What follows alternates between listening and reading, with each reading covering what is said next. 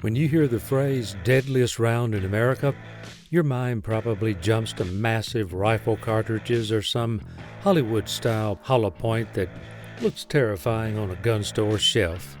But the real answer is far more unsettling. The bullet responsible for more deaths across the U.S. isn't the flashiest, it isn't the strongest. It's the one hiding in plain sight. And that's exactly what we're breaking down today. Using decades of data, real-world cases, and ballistic science, we'll uncover why this ordinary round has become the most lethal in America. Let's get into it.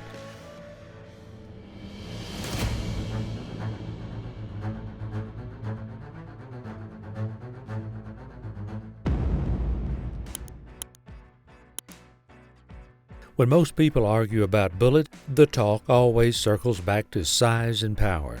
Bigger calibers, they say, must be more lethal. A .45 ACP should drop someone faster than a 9mm, and a 10mm should outclass them both. But when we look at the hard evidence from decades of shootings in the United States, the data doesn't back up those assumptions. The bullet that claims the most lives isn't the loudest, the fastest, or even the largest. It's the one that shows up in the greatest number of incidents. The FBI has been compiling data on officer-involved shootings for decades, and their findings continue to surprise even seasoned shooters. They compare service calibers 9mm 40 S&W, 38 Special, .45 ACP, and found almost no statistical difference in how often they stopped a threat with a single shot. Shot placement and penetration depth mattered far more than caliber. If a bullet reached a vital organ, it did its job. If it didn't, even the biggest rounds often failed to end the fight. New York City's police department ran its own study across 10 years of gunfights involving over 200 incidents. They wanted to see if caliber influenced outcomes when officers fired under pressure. The conclusion was blunt. There was no measurable difference. Whether the suspect was hit with a 9mm or a .45, the deciding factor was accuracy and whether the bullet punched deep enough to disrupt something critical. Independent studies echo the same thing. Researcher Greg Elefritz examined more than 1,800 real-world shootings and uncovered a surprising twist. The tiny .22 long rifle, a round often dismissed as underpowered, showed a higher rate of one-shot stops than the mighty .45 ACP. This doesn't make the .22 a superior self-defense choice. When it failed dramatically. But it does prove that reality doesn't always follow reputation. What emerges from all of this is a picture that goes against gun shop chatter and internet debates. The deadliest bullet in America isn't about mythical knockdown power or cinematic shockwaves. It's about numbers, availability, and human behavior. Most attackers stop not because of catastrophic wounds, but because they choose to once they've been shot. And that raises the real question: if caliber alone doesn't decide lethality, what factors do? So if caliber alone doesn't make a bullet deadly, what does? The answer lies in the core performance factors that determine whether a round can actually stop a threat in the real world. These aren't marketing slogans or gun shop myths. They're the measurable qualities that law enforcement, trauma surgeons, and the FBI rely on when evaluating ammunition. The first and most critical factor is penetration. A bullet has to travel deep enough to reach vital organs, even when it encounters obstacles on the way. That's why the FBI set its standard between 12 and 18 inches of penetration in calibrated ballistic gel. Less than that, and a bullet might stop in a muscle or fat before hitting something important. More than that, and it could overpenetrate, wasting energy and endangering bystanders. Penetration is what separates real-world performance from flashy gel tests that look good on camera but fail when a jacket, arm, or car door gets in the way. The second factor is expansion. When a bullet mushrooms correctly, it creates a wider, permanent wound channel, which increases the chance of striking something vital. but consistency is the key word. A hollow point that expands perfectly in bare gel might clog up and act like a full metal jacket when it passes through heavy clothing. The best offensive loads are engineered to expand reliably even after barriers like denim, plywood, or glass. Without that reliability, expansion is meaningless. Third comes weight retention. A bullet that fragments into pieces might look devastating, but those fragments often stop shallow. High-performing rounds typically keep at least 85 to 100% of their original weight, allowing them to push through tissue and maintain their expected size. That combination is what gives bullets the ability to meet the FBI's gold standard of performance. Then there's controllability. In the stress of a real fight, accuracy rates plummet. Police studies show that only about 20% of shots fired under pressure actually hit the intended target. That means recoil management, sight recovery, and overall shootability are just as important as what's inside the cartridge.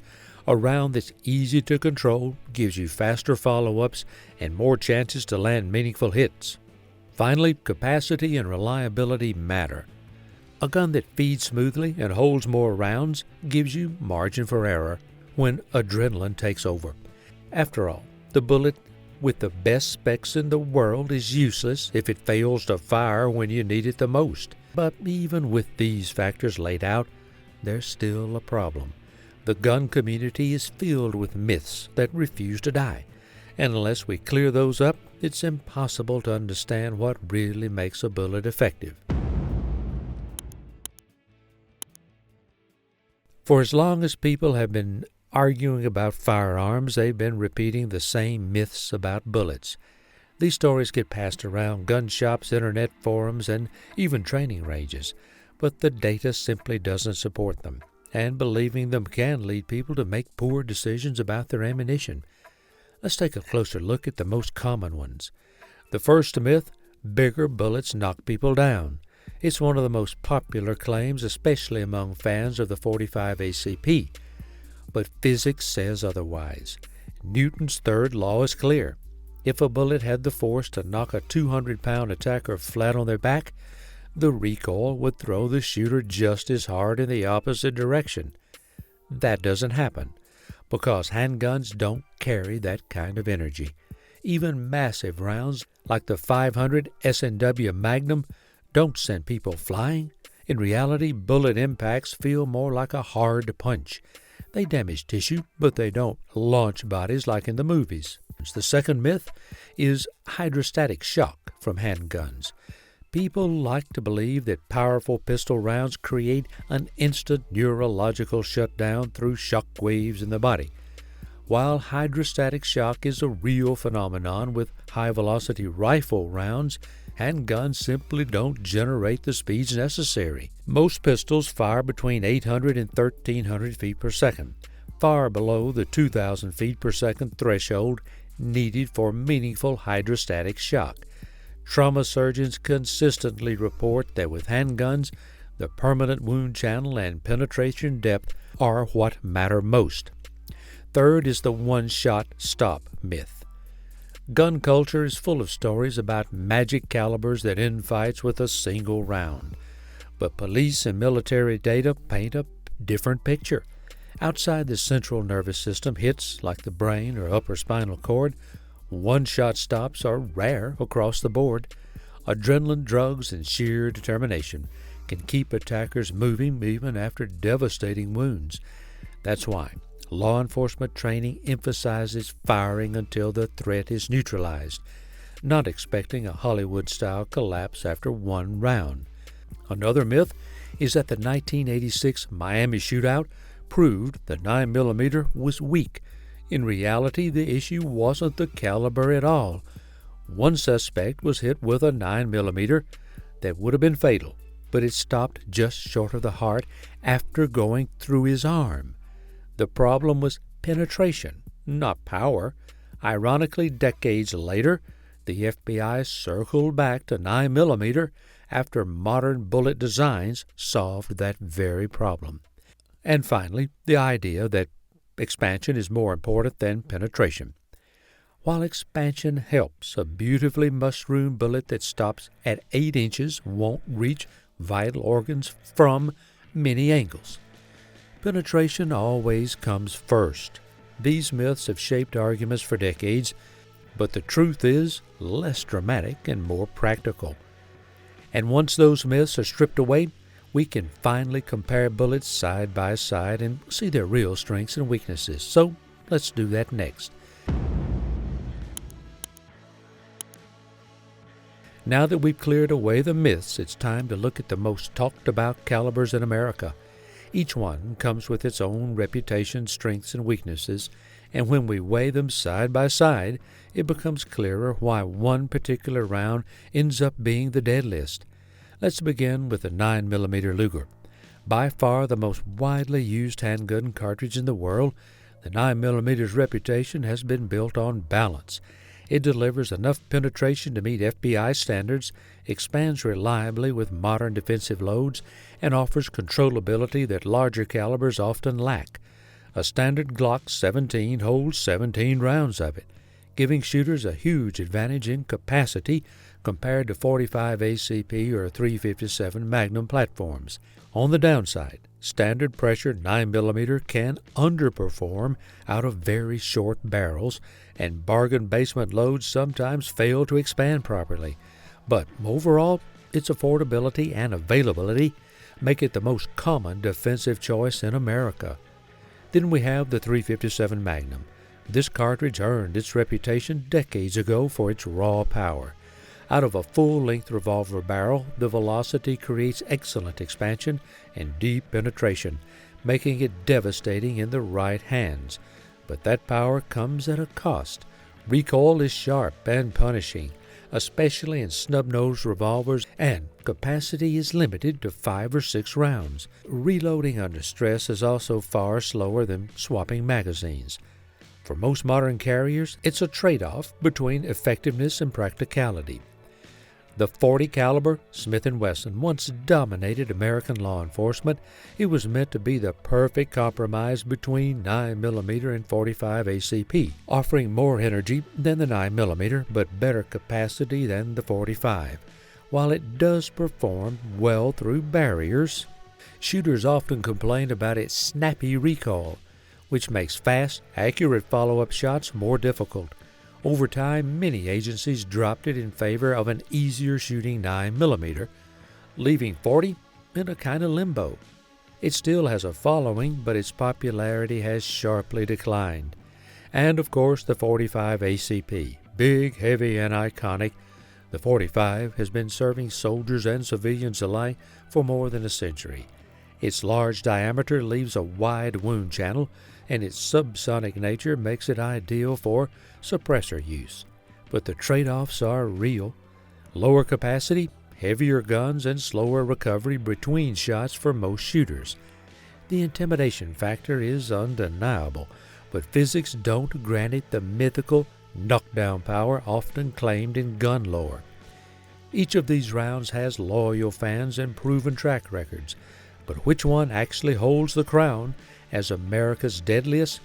To answer that, we need to look how advances in ammunition design changed the playing field entirely.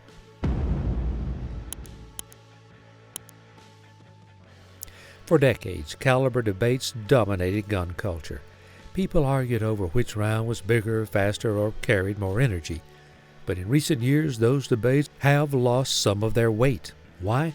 Because bullet design itself has evolved so much that size alone doesn't decide effectiveness anymore. Modern engineering has narrowed the gap between calibers in ways that would have been unthinkable a generation ago. Take the hollow point, for example. Early versions were simple cavities at the nose of the bullet. Sometimes they expanded, sometimes they clogged up and behaved like full metal jackets.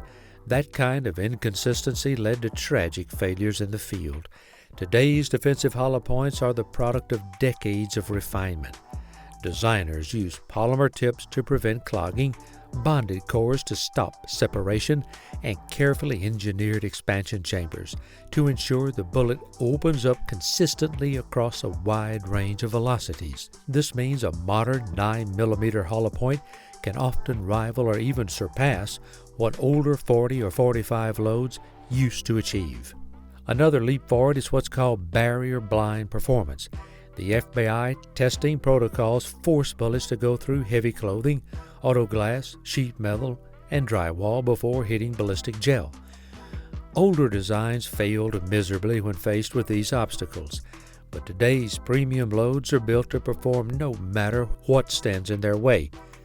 That's why modern defensive ammunition looks less like marketing hype and more like precision engineering.